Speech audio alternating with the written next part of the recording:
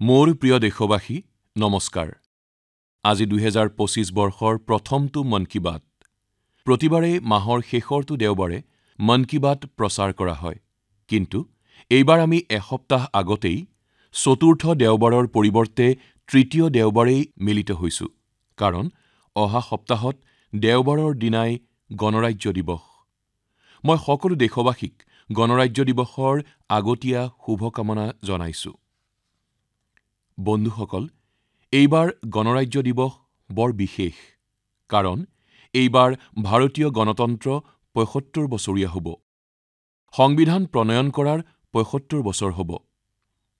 সংবিধান সভাৰ প্ৰতিগৰাকী মহান ব্যক্তিক মই শ্ৰদ্ধাৰে স্মৰণ কৰিছো, যিসকলে আমাক পবিত্ৰ সংবিধান দিলে।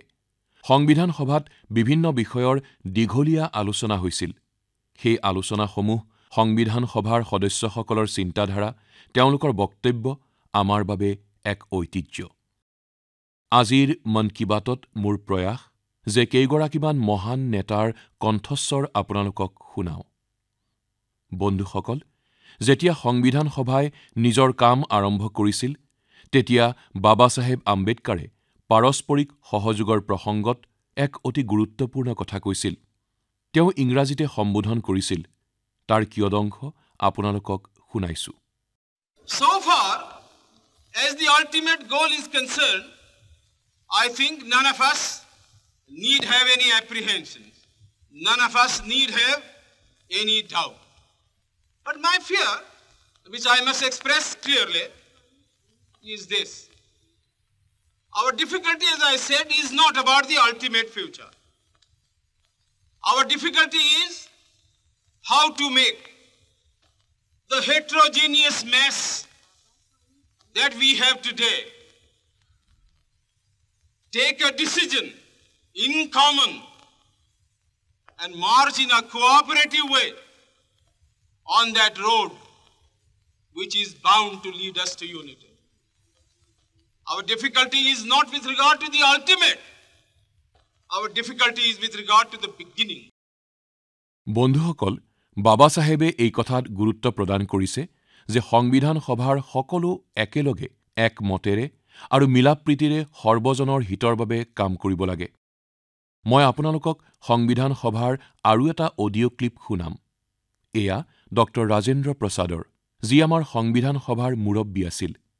আহক ডক্টৰ ৰাজেন্দ্ৰ প্ৰসাদ ডাঙৰীয়াৰ বক্তব্য শুনো। हमारा इतिहास बताता है और हमारी संस्कृति सिखाती है कि हम शांति प्रिय हैं और रहें। हमारा साम्राज्य, हमारी फतेह दूसरे तरह की रही है। हमने दूसरों को जंजीरों से, चाहे वो लोहे की हो या सोने की, कभी नहीं बांधने की कोशिश की। हमने दूसरों को अपने साथ लोहे के जंजीर से भी ज्यादा मजबूत मगर सुंदर और सुखद रेशम के धागे से बांध रखा है, और वो बंधन धर्म का है, संस्कृति का है, ज्ञान का है। हम अब भी उसी रास्ते पर चलते रहेंगे और हमारी एक ही इच्छा और अभिलाषा है। वो अभिलाषा ये है कि हम संसार में सुख और शांति कायम करने में मदद पहुंचा सकें और संसार के हाथों में सत्य और अहिंसा वो अचूक हथियार दे सकें जिसने हमें आज आज़ादी तक पहुंचाया है।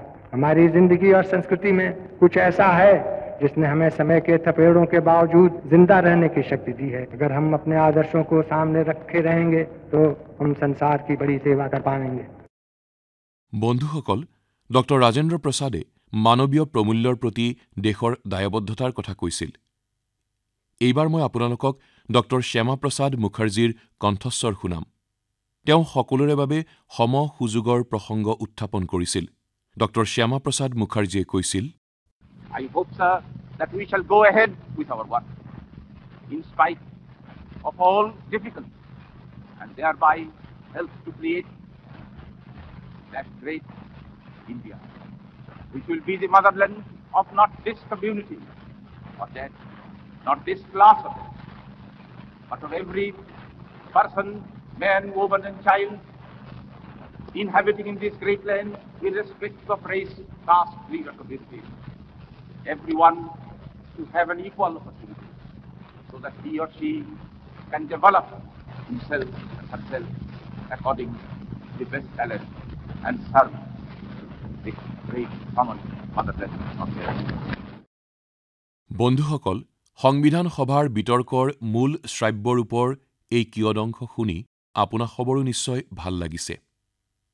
আমি দেশবাসীয়ে এই বিচাৰধাৰাৰ পৰা প্ৰেৰণা লৈ এনে এখন ভাৰতবৰ্ষ নিৰ্মাণত ব্ৰতী হ'ব লাগে যাতে আমাৰ সংবিধান প্ৰণেতাসকলেও গৰ্ববোধ কৰিব পাৰে।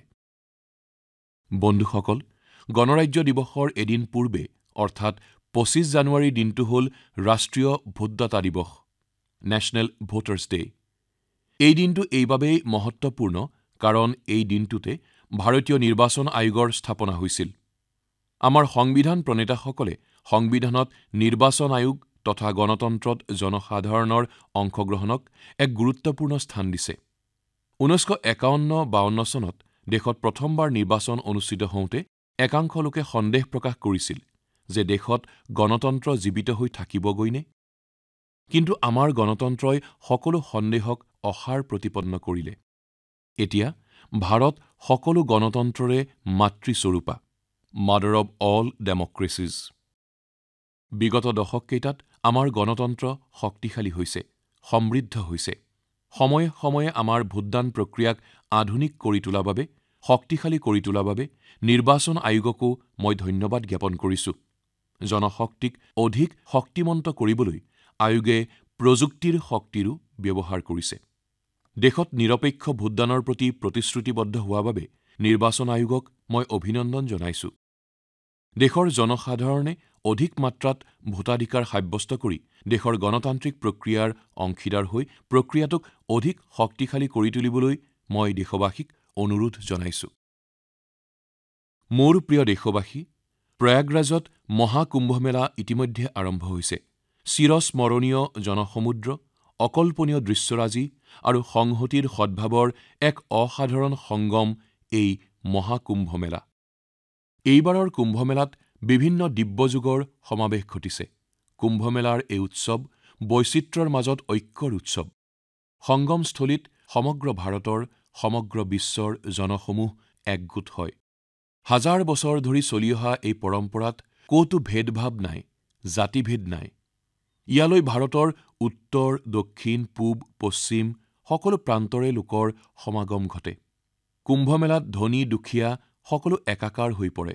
সকলোৱে সংগমত স্নান কৰে, ভোজনশালাত একেলগে ভোজন কৰে, প্ৰসাদ গ্ৰহণ কৰে। সেয়ে এই কুম্ভমেলা একতাৰ মহাকুম্ভ। আমাৰ পৰম্পৰাই সমগ্ৰ ভাৰতক কেনেকৈ একতাৰ দোলেৰে বান্ধি থৈছে, কুম্ভমেলাৰ আয়োজনে সেই কথাও প্ৰতীয়মান কৰে। আমাৰ পৰম্পৰাগত বিশ্বাসসমূহ পালন কৰাৰ পদ্ধতিও উত্তৰৰ পৰা দক্ষিণলৈ একেই। এফালে যেনেকৈ প্ৰয়াগৰাজ, উজ্জয়িনী, নাছিক আৰু হৰিদ্বাৰত কুম্ভমেলাৰ আয়োজন কৰা হয়, তেনেকৈয়ে দক্ষিণ ভাৰতত গোদাৱৰী, কৃষ্ণা, নৰ্মদা আৰু কাবেৰী নদীৰ তীৰত পুষ্কৰমৰ আয়োজন কৰা হয়। এই দুয়োটা উৎসৱেই আমাৰ নদীসমূহৰ প্ৰতি পৰম্পৰাগত বিশ্বাসৰ আধাৰত গঢ় লৈ উঠিছে। কুম্ভমেলাৰ পৰা তিৰুক্কৰিয়ুৰ, কুৰৱাচলৰ পৰা তিৰুচেৰৈলৈকে এনে বহুতো মন্দিৰ আছে যিসমূহৰ পৰম্পৰা কুম্ভমেলাৰ সৈতে সাঙুৰ খাই আছে। বন্ধুসকল, এইবাৰৰ কুম্ভমেলাত যুৱচামৰ অংশগ্ৰহণ ব্যাপক হাৰত হোৱা পৰিলক্ষিত হৈছে। যুৱচাম যেতিয়াই নিজৰ সভ্যতা সংস্কৃতিৰ সৈতে গৰ্বেৰে সংপৃক্ত হয়, তেতিয়াই তেওঁলোকৰ শিপাডাল অধিক শক্তিশালী হয় আৰু স্বৰ্ণীল এটা ভৱিষ্যত তেওঁলোকৰ বাবে সুৰক্ষিত হৈ পৰে। এইবাৰৰ কুম্ভমেলাৰ বৃহৎ পৰিসৰ ডিজিটেল ৰূপত প্ৰচাৰ আৰু সংৰক্ষণৰ ব্যৱস্থাও কৰা হৈছে। বিশ্বব্যাপী কুম্ভমেলাৰ এই জনপ্ৰিয়তা প্ৰতিগৰাকী ভাৰতীয়ৰ বাবে গৌৰৱৰ কাৰণ। বন্ধুসকল, কিছুদিন আগেয়ে পশ্চিমবংগত গংগা সাগৰ মেলাৰ আয়োজন কৰা হৈছিল। পবিত্ৰ সংক্ৰান্তিৰ দিনটোত দেশ-বিদেশৰ লাখ লাখ শ্ৰদ্ধালু ভক্তই গংগা সাগৰ মেলাত স্নান কৰিছিল। কুম্ভ, পুষ্কৰম, গংগা সাগৰ, আমাৰ এই উৎসৱসমূহ আমাৰ সামাজিক মিলামিছা, সদ্ভাৱ আৰু একতা বৃদ্ধি কৰাৰ একোটা উৎসৱ। এই উৎসৱসমূহে আমাক ভাৰতীয় পৰম্পৰাৰ সৈতে সংপৃক্ত কৰে। শাস্ত্ৰত ধৰ্ম, অৰ্থ, কাম আৰু মোক্ষ এই চাৰিওটাত গুৰুত্ব আৰোপ কৰাৰ দৰে আমাৰ উৎসৱসমূহৰ পৰম্পৰায়ো আধ্যাত্মিক, সামাজিক, সাংস্কৃতিক আৰু আৰ্থিক এই কেওটা দিশকে শক্তিশালী কৰি তুলিছে। বন্ধুসকল, এই মাহৰ পুহৰ শুক্লা দ্বাদশীৰ দিনটোতে ৰামলালাৰ প্ৰাণ প্ৰতিষ্ঠাৰ প্ৰথম বৰ্ষপূৰ্তি উদযাপন কৰিলোঁ হওক। যোৱা 11 জানুৱাৰীৰ দিনটো আছিল পোহৰ শুক্লা দ্বাদশী। এই দিনটোত লাখ লাখ ভক্তই অযোধ্যাত ৰামলালাৰ দৰ্শন কৰি আশীৰ্বাদ লয়। প্ৰাণ প্ৰতিষ্ঠাৰ এই দ্বাদশী ভাৰতীয় সাংস্কৃতিক চেতনা পুনঃ প্ৰতিষ্ঠাৰ দ্বাদশী।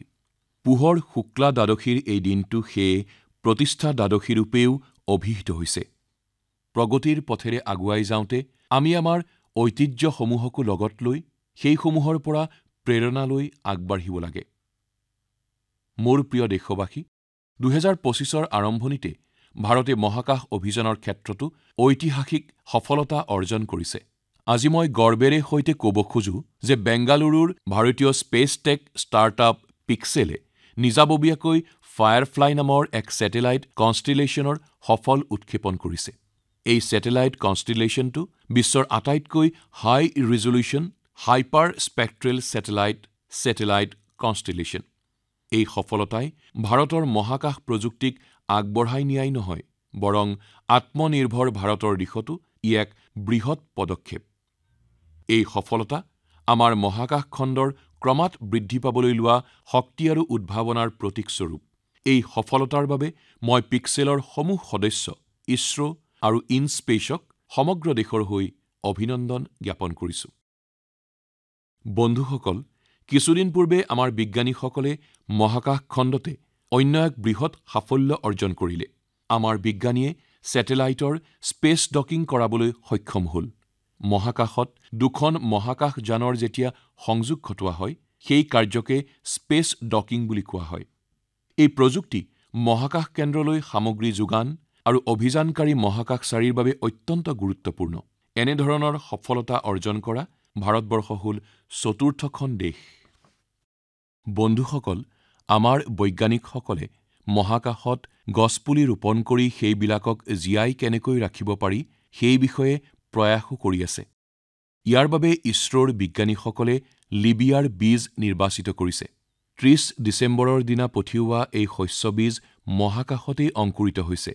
এয়া এক খুবেই প্ৰেৰণাদায়ক পৰীক্ষা, যি গৱেষণাই ভৱিষ্যতে মহাকাশত শাক-পাচলি উৎপাদনৰ পথ মুকলি কৰিব।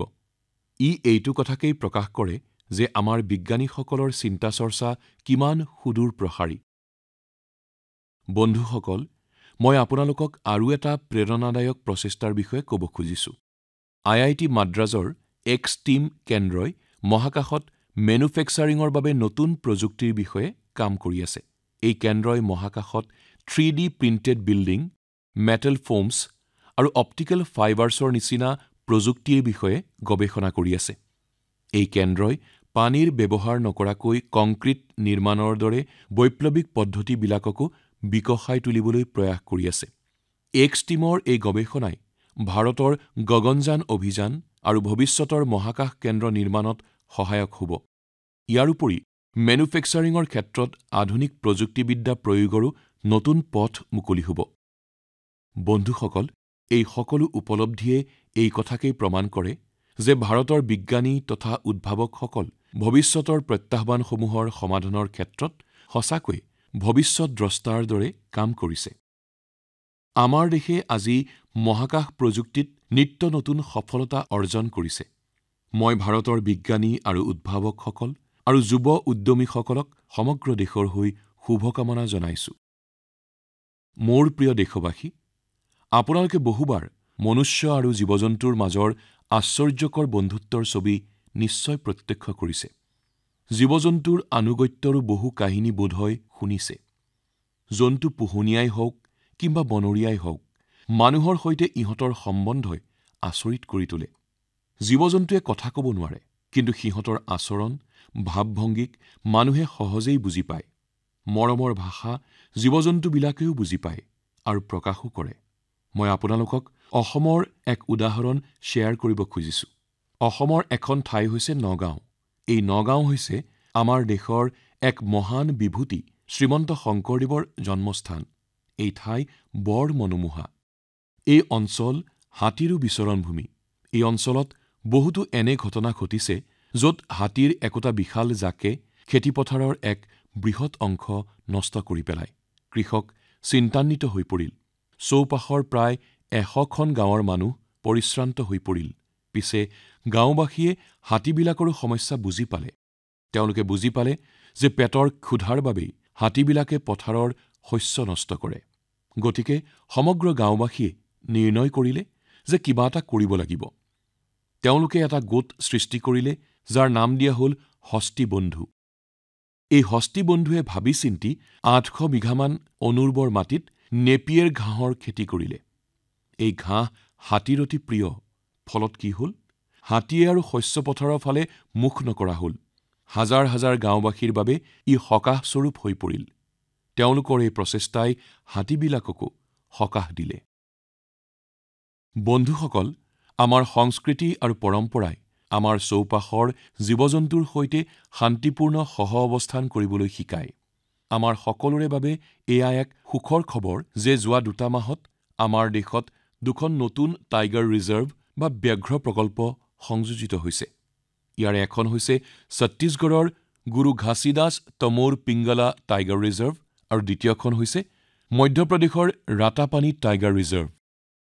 মোৰ প্ৰিয় দেশবাসী, স্বামী বিবেকানন্দই কৈছিল, যিজন ব্যক্তিৰ নিজৰ আদৰ্শৰ প্ৰতি উন্মাদনা থাকে তেওঁই নিজৰ লক্ষ্যত উপনীত হ'বলৈ সক্ষম হয়।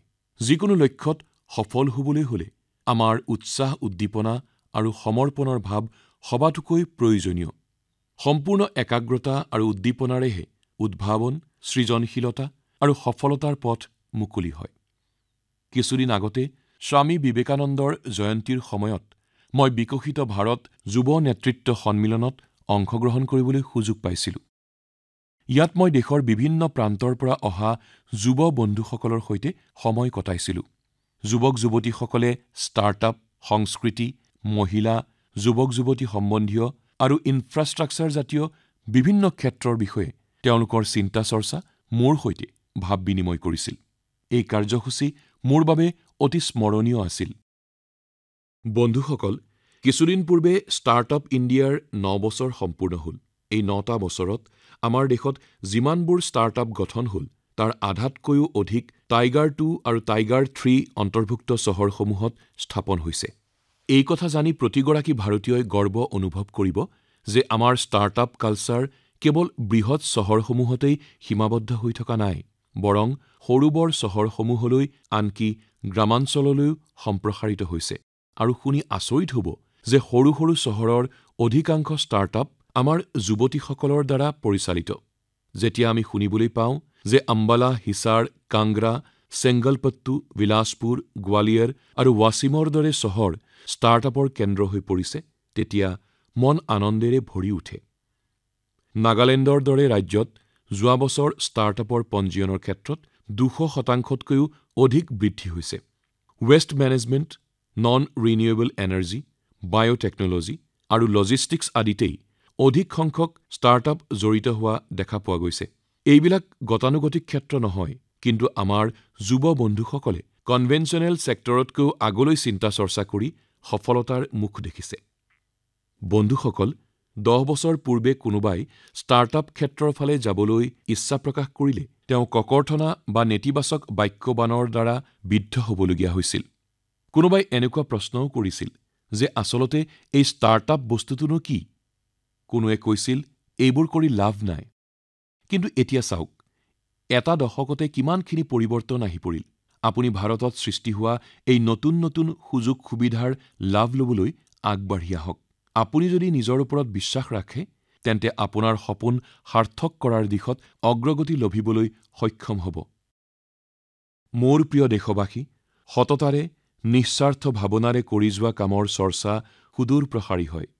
আমাৰ মন কী বাত হৈছে ইয়াৰ বাবে আটাইতকৈ বৃহৎ মঞ্চ। আমাৰ এই বিশাল দেশখনৰ চুকে কোণে কৰ্তব্য ভাৱনাৰে যদি কোনোৱে কোনো ভাল কাম কৰি আছে, তেন্তে সেইসকলৰ এনে প্ৰচেষ্টাক সন্মুখলৈ আনিবলৈ এইখনেই উত্তম মঞ্চ। অৰুণাচল প্ৰদেশৰ দীপক নাবাম ডাঙৰীয়াই সেৱাৰ উৎকৃষ্ট উদাহৰণ দাঙি ধৰিছে। তেখেতৰ লিভিং হোম নামৰ অনুষ্ঠানটিত মানসিকভাৱে অসুস্থ, শাৰীৰিকভাৱে বাধাগ্ৰস্ত লোক, বয়োজ্যেষ্ঠ লোক আৰু ড্ৰাগছ আসক্ত লোকসকলৰ চিকিৎসা কৰা হয়। তেখেতে কাৰো পৰা সহায় নোলোৱাকৈ চলাই যোৱা সমাজৰ পীড়িত গৃহহীনসকলৰ সেৱাত নিয়োজিত সংস্থাটোৱে কেইবাটাও বঁটা লাভ কৰিছে। লাক্ষাদ্বীপৰ কৱৰত্তি দ্বীপত নাৰ্ছৰ কাম কৰা 18 বছৰ আগতে অৱসৰ গ্ৰহণ কৰাৰ পাছতো কে হিৰুম্বিয়ে এনে কৰুণা স্নেহেৰে ৰোগীৰ সেৱাত ৰত হৈ আছে। আমাৰ লাক্ষাদ্বীপৰ মিনিকয় দ্বীপৰ কে.জি. মহম্মদে পৰিৱেশ সংৰক্ষণৰ বাবে গীত লিখি জনসাধাৰণক সজাগ কৰাৰ প্ৰচেষ্টাত ব্ৰতী হৈ আছে। তেখেতক লাক্ষাদ্বীপ সাহিত্য কলা একাডেমীয়ে শ্ৰেষ্ঠ লোকগীতৰ পুৰস্কাৰ প্ৰদান কৰিছে। অৱসৰ গ্ৰহণৰ পাছত তেখেত সংগ্ৰহালয়ৰ সৈতেও জড়িত হৈ পৰিছে।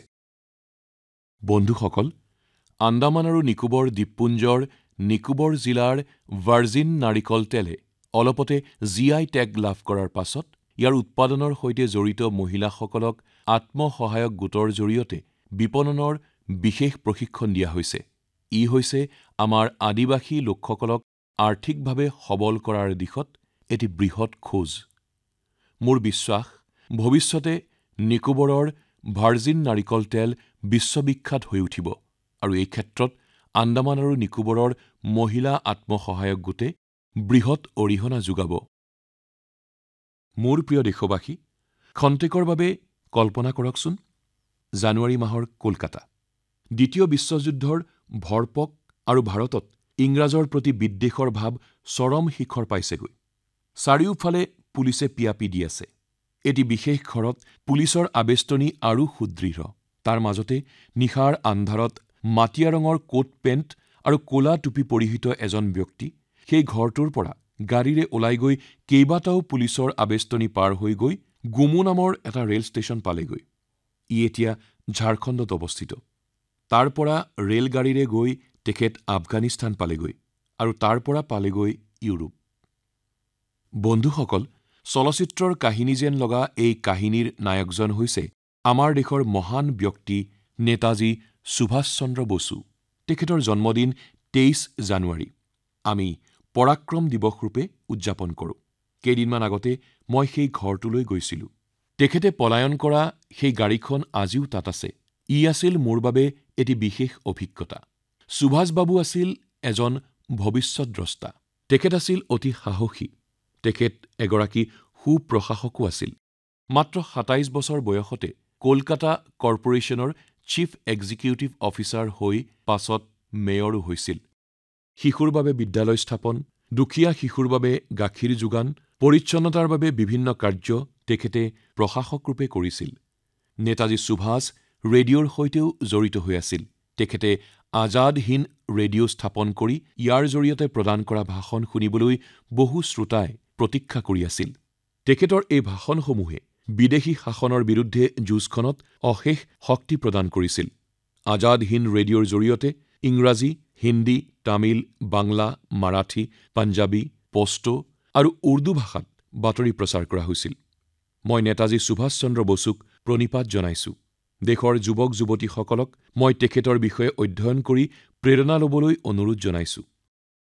বন্ধুসকল, মন কী বাত অনুষ্ঠানে মোক ৰাষ্ট্ৰৰ সামূহিক প্ৰয়াস আৰু আপোনালোকৰ সামূহিক ইচ্ছাশক্তিৰ সৈতে জড়িত কৰে। প্ৰতিমাহে আপোনালোকৰ পৰামৰ্শ লাভ কৰি বিকশিত ভাৰতৰ সংকল্পৰ দিশত মোৰ বিশ্বাস অধিক বৃদ্ধি পায়। আপোনালোক আটাইয়ে নিজৰ নিজৰ কাৰ্যৰ জৰিয়তে ভাৰতবৰ্ষক সৰ্বশ্ৰেষ্ঠ কৰি তোলাৰ প্ৰয়াস চলাই যাওক। এইবাৰৰ মন কী বাত ইমানেই। অহা মাহত আপোনালোকক পুনৰ লগ পাম ভাৰতবাসীৰ সংকল্প আৰু সিদ্ধিৰ ন কাহিনীৰ সৈতে। ধন্যবাদ। নমস্কাৰ।